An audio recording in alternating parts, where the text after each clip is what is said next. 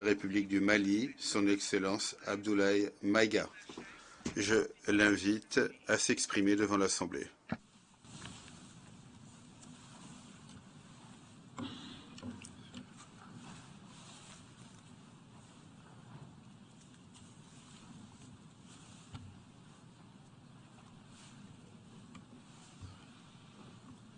Monsieur le Président de l'Assemblée générale, Mesdames et Messieurs les chefs d'État et de gouvernement, Monsieur le Secrétaire général de l'Organisation des Nations unies, Mesdames et Messieurs, de prime abord, je voudrais m'acquitter de l'agréable devoir de vous adresser les chaleureuses salutations du peuple malien, riche de sa diversité culturelle, religieuse et ethnique, ainsi que celle de son Excellence, le colonel Assimi Goïta, président de la transition, chef de l'État. Monsieur le Président, votre brillante élection à la présidence de cette 77e session de l'Assemblée générale et la fin des travaux de la 76e session de l'Assemblée générale, brillamment conduit par votre prédécesseur, son Excellence M. Abdullah Shahid, de la République des Maldives, m'offre l'heureuse occasion d'adresser à vos Excellences les chaleureuses félicitations de tout le Mali. Enfin, permettez-moi de réitérer à notre secrétaire général, M. Antonio Guterres, notre haute appréciation des efforts louables qu'il continue de déployer pour la réalisation des nobles objectifs de notre organisation commune. Nous sommes convaincus que vous êtes un ami du Mali et du Sahel.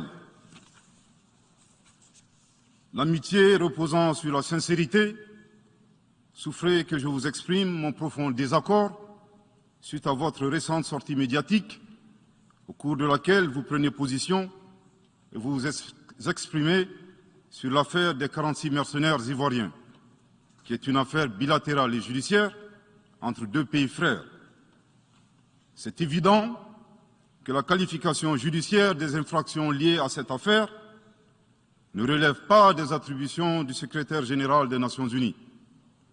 Au Mali, notre administration ne travaille pas sur la base de l'oralité ni des déclarations par voie de presse.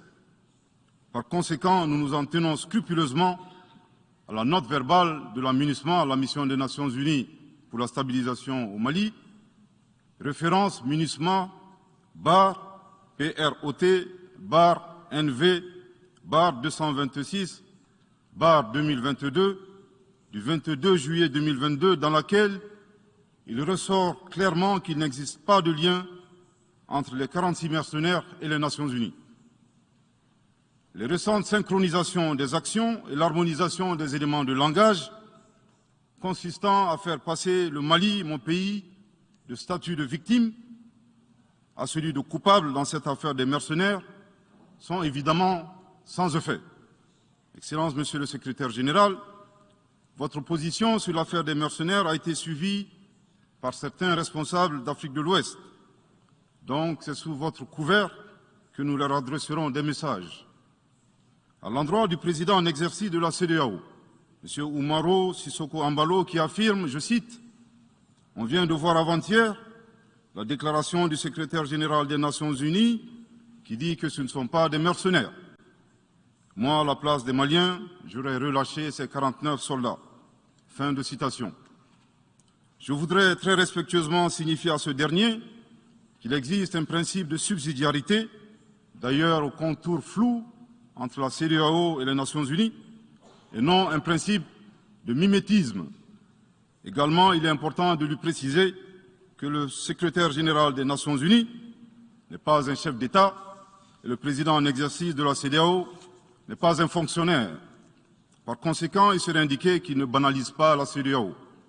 Enfin, il est utile de rappeler au président en exercice de la CEDEAO qu'au Mali, les autorités n'interfèrent pas dans les dossiers judiciaires et respectent l'indépendance de la justice. Donc, nous n'avons pas vocation à interpeller ou relâcher. Ceci relève de la fonction judiciaire. Aussi, M. Umaro Sissoko Embalo doit être conscient du fait qu'il est le dépositaire d'un lourd héritage et de plusieurs sacrifices qui ont fait la renommée de cette organisation. La dynamique ayant fait la grandeur de la CEDEAO ne doit pas être brisée. Par ailleurs, nous avons pris acte de la menace de sanctions proférées contre le Mali et loin d'être impressionnés par des sanctions, je voudrais signaler au président en exercice de la CEDEAO qu'à la fin de son mandat, les peuples ouest-africains le jugeront sur les efforts qu'il a fournis pour améliorer les conditions de vie des populations et non des shows médiatiques servant à des agendas étrangers.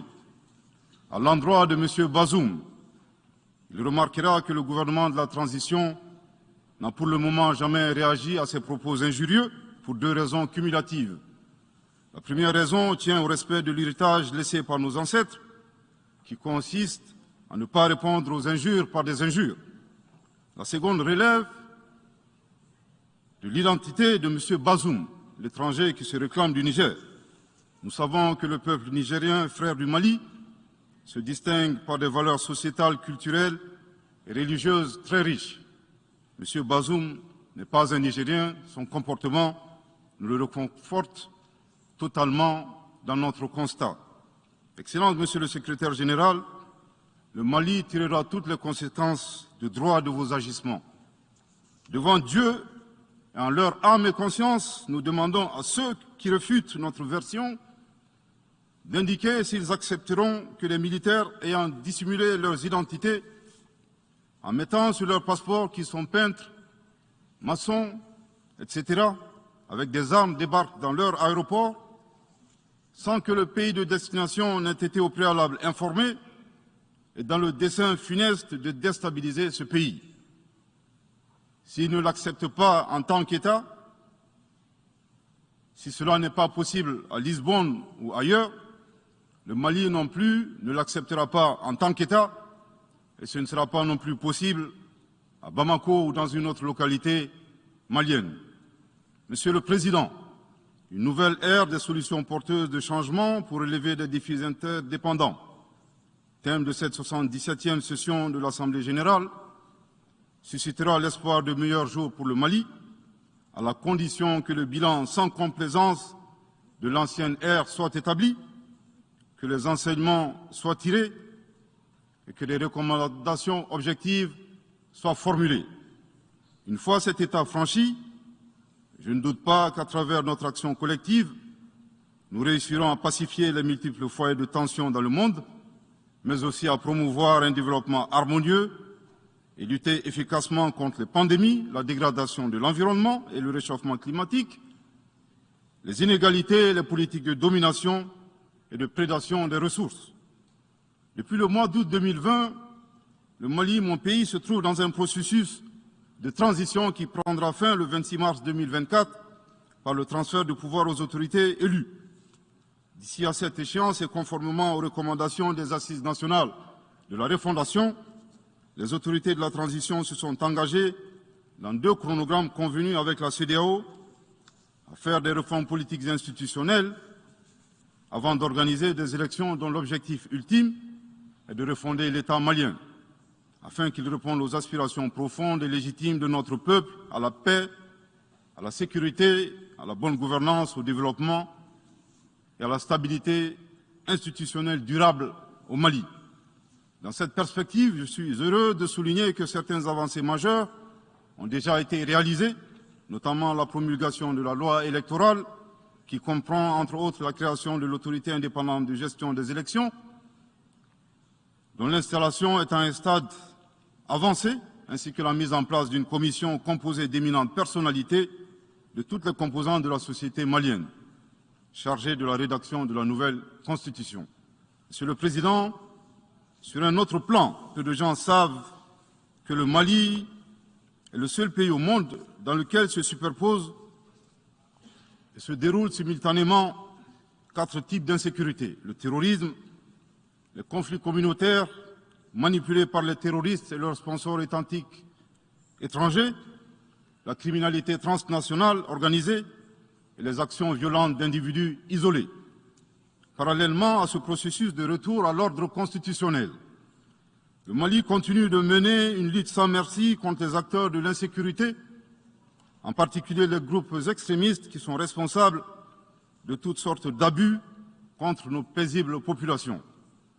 En ce qui concerne le Mali, je suis heureux et fier de vous annoncer que les groupes terroristes ont été sérieusement affaiblis et la peur a même changé de camp.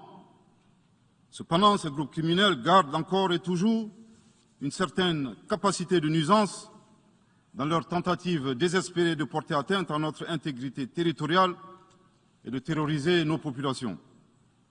Les vaillantes forces de défense et de sécurité du Mali restent déterminées à faire face à toutes les menaces d'où qu'elles viennent, sous l'impulsion de son Excellence le colonel Assimi Goïta, président de la transition, chef de l'État. Le gouvernement du Mali continue d'intensifier les efforts importants pour recruter, former, équiper et renforcer les capacités opérationnelles des forces de défense et de sécurité maliennes. Je dois dire ici que les actions offensives menées jusque-là ont permis à nos forces de remporter des victoires décisives contre les forces obscurantistes. Elles ont également permis à l'État de reprendre pied et de réaffirmer son autorité sur une grande partie du territoire national, ainsi que de favoriser le retour de plusieurs milliers de nos compatriotes dans leur localité d'origine. Cependant, nous savons que la solution uniquement militaire ou sécuritaire a ses limites. C'est la raison pour laquelle, en appui à l'action militaire, le gouvernement du Mali s'est doté d'une stratégie globale et intégrée, comprenant des mesures politiques, sociales, de développement, y compris la fourniture des services sociaux de base à nos populations, durement affectées par la crise multiforme que nous traversons depuis janvier 2012, avec comme objectif la restauration de l'autorité de l'État sur l'ensemble du territoire national. Dans cette dynamique, le gouvernement du Mali a approuvé le 24 août dernier la stratégie nationale de stabilisation des régions du centre et son plan d'action 2022-2024. Cette stratégie traduit la volonté des autorités de la transition d'avoir une approche holistique de la stabilisation des régions du centre. Elle vise à faire du centre une zone stable et prospère où les communautés sont réconciliées et vivent en harmonie avec leurs voisins. Parallèlement, la mise en œuvre diligente et intelligente de l'accord pour la paix et la réconciliation au Mali, issu du processus d'Alger, demeure une priorité stratégique des autorités de la transition.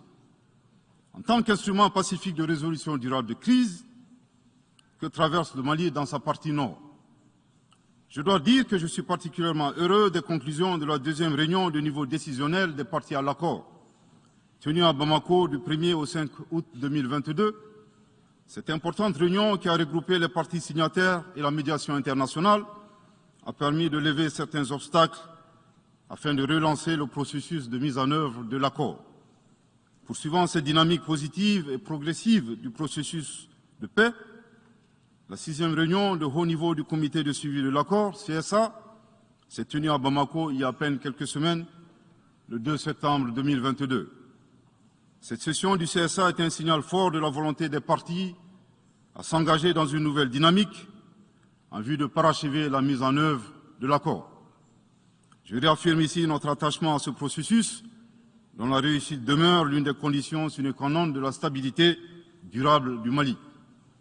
C'est le lieu pour moi de saluer une fois de plus le rôle actif de l'Algérie et l'accompagnement de l'équipe de médiation internationale. Je n'oublie pas ici la situation des réfugiés maliens dans les pays voisins, que je salue au passage pour leur hospitalité à l'égard des nôtres. Je n'oublie pas non plus celle de nos compatriotes déplacés internes. Je veux les rassurer que le gouvernement du Mali reste très attentif à leur situation précaire et que tous nos efforts visent à créer les conditions propices à leur retour dans la sécurité et la dignité en vue de leur participation effective à la vie de la nation. Monsieur le Président, dans sa difficile quête pour la paix, la stabilité et le développement durable, le peuple malien reste reconnaissant des efforts et des sacrifices consentis par la MINUSMA, de sa création en juillet 2013 à nos jours, visant à aider le Mali à restaurer son autorité sur l'ensemble de son territoire. C'est pourquoi je tiens à rendre hommage au nom du peuple et du gouvernement malien à la mémoire de toutes les victimes maliennes comme étrangères, civiles comme militaires, tombées sur le champ d'honneur au Mali.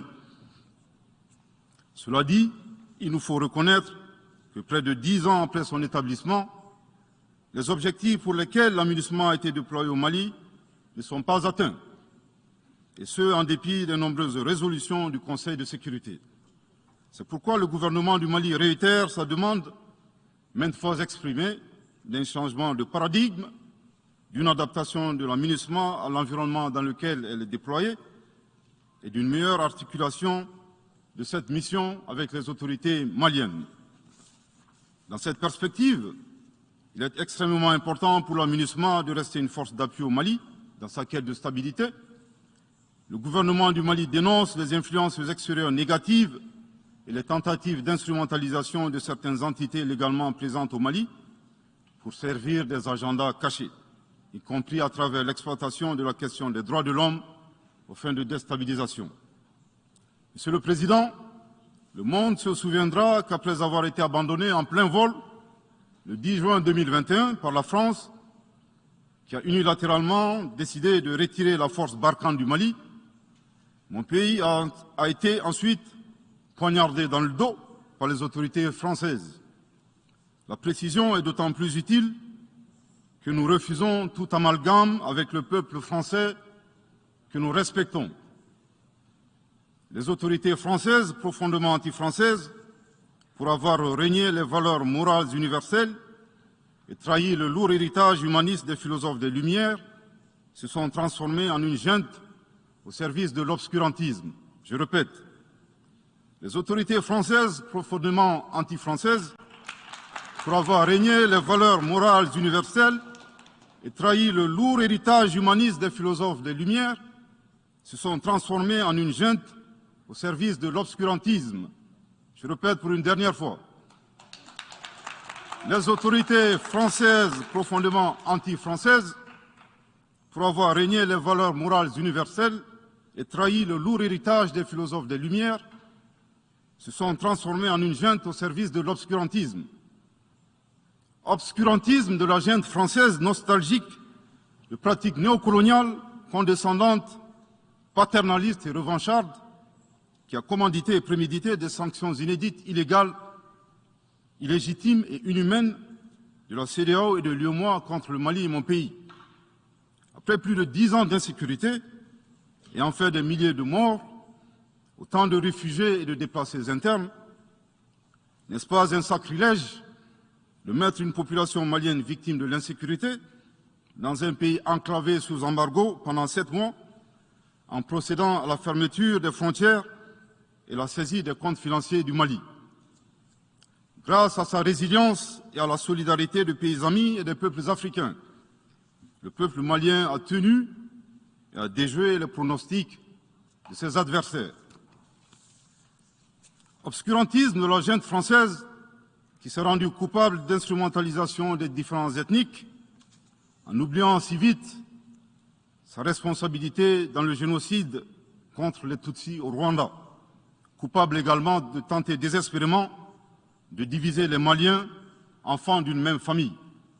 Enfin, obscurantisme de la junte française qui a violé l'espace aérien malien en y faisant voler des vecteurs aériens tels que des drones, des hélicoptères militaires et des avions de chasse plus d'une 50aine de fois, en apportant des renseignements, des armes et munitions aux groupes terroristes.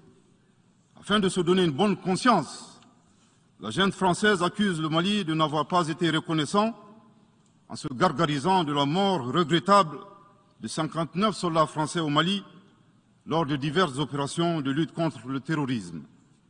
À cette triste accusation, nous rappelons que dans la majorité des interventions d'officiels maliens et des cérémonies, nous rendons systématiquement un hommage à l'ensemble des victimes de l'insécurité au Mali, sans distinction de nationalité, donc y compris les 59 Français décédés. Aussi, nous les invitons à ne pas s'arrêter à si bon chemin et de remonter le temps, en passant par leur intervention en Libye, décriée par toute l'Afrique, sans oublier la participation forcée des milliers d'Africains à la Première et la Seconde Guerre mondiale, sans oublier la traite négrière qui explique le sort économique de beaucoup de pays. Combien d'Africains sont-ils morts pour la France et le monde libre dans lequel nous vivons? Monsieur le Président, eu égard à la gravité des faits commis par la junte française, Le Mali, dans sa lettre en date du 15 août 2022, a demandé la tenue d'une réunion d'urgence du Conseil de sécurité des Nations Unies. Cette réunion a pour objet de permettre au Mali de présenter les éléments de preuve en sa possession, démontrant que l'armée française a agressé en de maintes reprises mon pays, en violant de manière répétitive et fréquente l'espace aérien malien, sans autorisation des autorités maliennes, et parfois en falsifiant des documents de vol. Plus grave, Monsieur le Président, le Mali sera en mesure de prouver que la junte française a fourni des renseignements et des armes à des groupes terroristes. Le gouvernement du Mali s'interroge sur les raisons qui poussent cet État membre du Conseil de sécurité, de surcroît assurant la présidence de cet organe, à faire obstacle au débat en vue de la manifestation de la vérité. Le monde doit être édifié sur les faits graves qui se sont déroulés au Mali et qui sont à la base de l'aggravation de l'insécurité et de la déstabilisation du Mali et du Sahel. Par la saisine du Conseil de sécurité, le gouvernement du Mali entend mettre cet important organe chargé à titre principal du maintien de la paix et de la sécurité internationale face à ses responsabilités et dénoncer les agissements de la junte française contre mon pays. Ces actes hostiles sont incompatibles avec la Charte des Nations Unies et son statut de membre permanent. Il y va de la crédibilité de notre mécanisme commun, de l'efficacité de la lutte contre le terrorisme, mais surtout, il y va de l'intégrité de l'Organisation des Nations Unies, qui repose entre autres sur le respect des engagements internationaux, de la légalité internationale et de la Charte des Nations Unies. Monsieur le Président, il semble opportun pour le Mali de demander votre implication personnelle auprès du Conseil de sécurité des Nations Unies, afin que notre demande aboutisse pour que cesse la duplicité et la guerre par procuration imposée à mon pays. Monsieur le Président, dans la lutte contre le terrorisme et l'extrémisme violent, le gouvernement du Mali est fortement interpellé sur la question des droits de l'homme.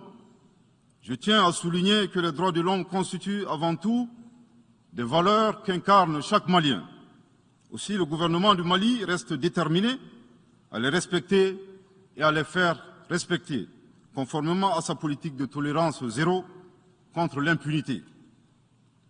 Et cela par fidélité à nos valeurs ancestrales inscrites dans la charte de Kouroukanfouga, proclamée en 1236 par l'empereur du Mali, Soundiata Keïta. Le Mali, berceau de grandes civilisations, héritier de grands empires, terre de brassage, d'hospitalité et de tolérance, fait de la promotion et de la défense des droits de l'homme une priorité nationale.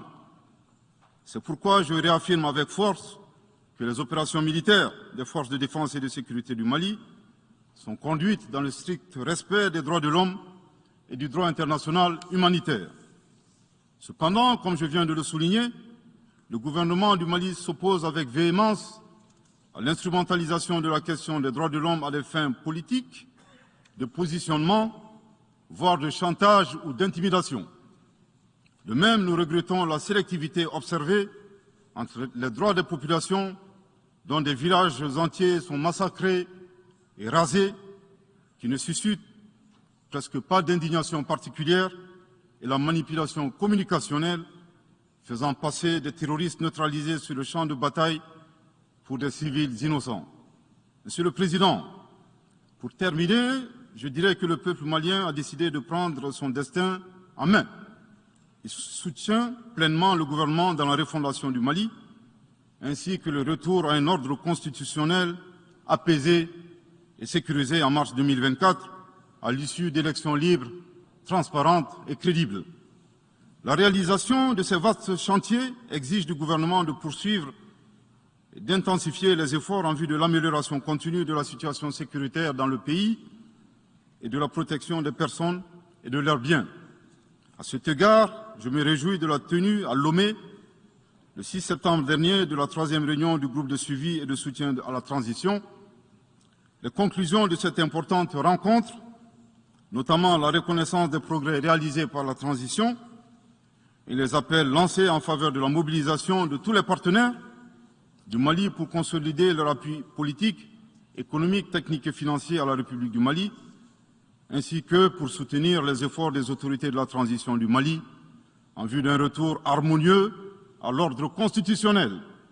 Je voudrais rappeler que la transition au Mali résulte de plusieurs années de dysfonctionnement de notre jeune démocratie qui a engrangé quelques résultats positifs.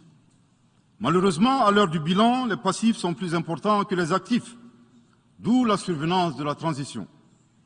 Je saisis cette opportunité qui m'est offerte pour remercier chaleureusement notre respecté aîné, son Excellence le Président Alassane Dramane Ouattara, pour les sages et éclairés conseils qu'il nous a prodigués dans son allocution mémorable à cette 77e session de l'Assemblée générale des Nations unies.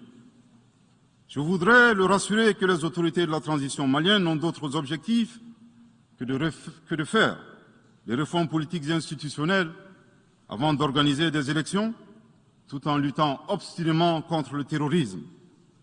Ces réformes permettront d'améliorer la gouvernance et toutes les dispositions seront prises pour que la démocratie malienne soit la plus enviée au monde. Dans ce chantier, nous prêterons une attention particulière au troisième mandat, qui ne sera pas possible. Le troisième mandat pour un public moins averti consiste pour un président de la République d'effectuer une manœuvre en 4 temps, en vue de conserver le pouvoir pour lui seul et son clan. Premier temps, presque en fin de second mandat, donc en principe non rééligible, il s'agit pour le président de la République sortant de déclencher une révision constitutionnelle de manière non consensuelle. Deuxième temps, au cours de cette révision constitutionnelle, le président de la République sortant modifiera quelques dispositions constitutionnelles. Troisième temps, une fois la nouvelle constitution adoptée, sur fond de crise politique naturellement, le président sortant devient candidat en violation de la limitation du nombre de mandats à 2. Sa candidature est alors justifiée par l'adoption de la nouvelle constitution et le prétexte est tout trouvé. La limitation du nombre de mandats à 2 concernait l'ancienne constitution. Par conséquent, il est candidat au regard de la nouvelle constitution adoptée. Quatrième temps, une farce électorale est organisée. Forcément, il remporte les élections et s'ensuit une chasse impitoyable aux opposants politiques, dont certains sont arrêtés, d'autres s'exilent et d'autres assassinés. Les allégeances sont obtenues grâce au pouvoir de l'argent, le clientélisme et les intimidations. Dans un langage plus simplifié et en référence à une métaphore footballistique, le troisième mandat est une magie. C'est l'art de se dribbler soi-même tout en gardant le ballon.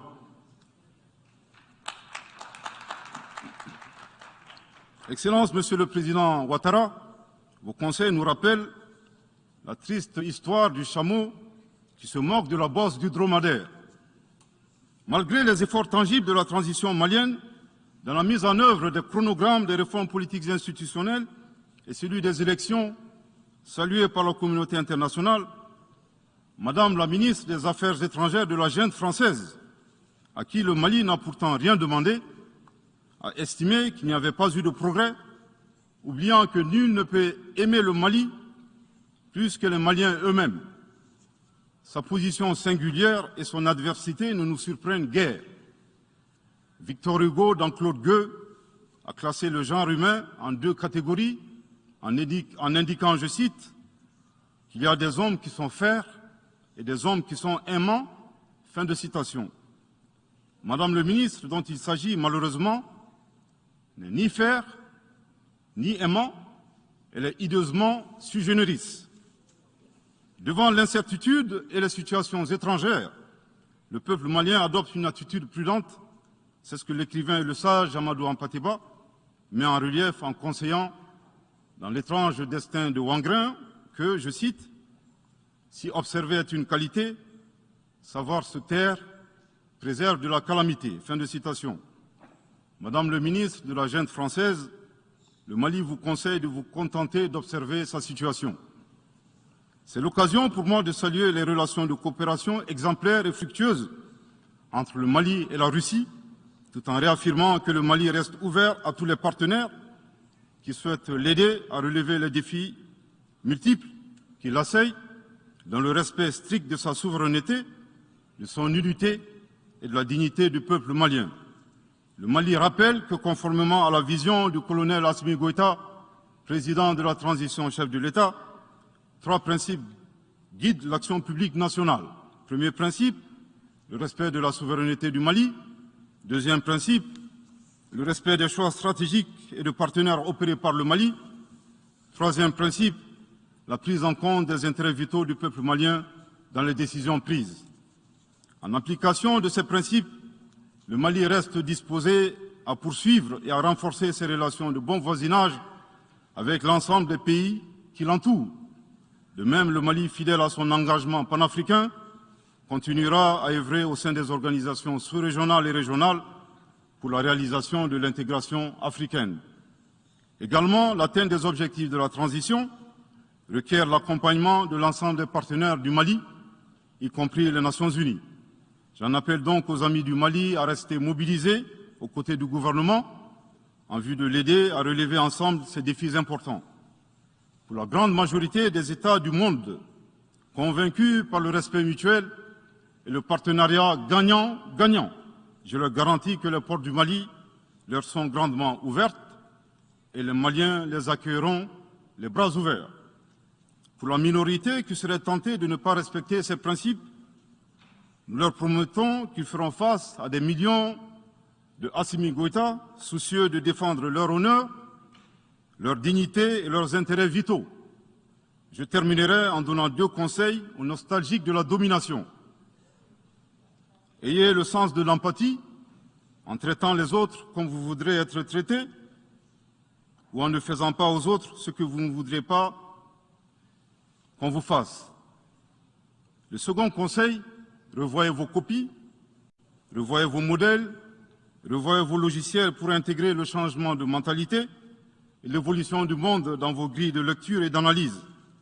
Sortez du passé colonial et entendez la colère, la frustration, le rejet qui remonte des villes et campagnes africaines, des populations africaines, et comprenez que ce mouvement est inexorable. Grâce au principe de la multiplication fractale, vos intimidations et vos actions subversives n'ont fait que grossir le rang des Africains soucieux de préserver leur dignité. S'il n'était qu'une centaine aux indépendances, aujourd'hui nous sommes des millions, et demain, tant que les paradigmes inégalitaires demeureront, nous serons des milliards. Le Mali et son peuple ne seront pas des spectateurs face aux assauts et l'adversité. Pour chaque mot employé de travers, nous réagirons par réciprocité. Pour chaque balle tirée contre nous, nous réagirons par réciprocité. C'est à ce prix qu'une nouvelle ère sera une réalité avec des solutions porteuses de changement pour relever des défis interdépendants, avec des États interdépendants et en valorisant l'homme sans distinction aucune, notamment de race, de couleur, de sexe, de langue, de religion, d'opinion politique ou de toute autre opinion, d'origine nationale ou sociale, de propriété, de naissance ou de toute autre situation telle que stipulée à l'article 2 de la Déclaration universelle des droits de l'homme. Que Dieu bénisse le Mali et préserve les Maliens des forces obscurantistes et destructrices du monde. Que Dieu bénisse l'Afrique et préserve les Africains des forces obscurantistes et destructrices du monde. Que Dieu bénisse le monde et préserve l'humanité entière des forces obscurantistes et destructrices du monde. Je vous remercie de votre très aimable attention.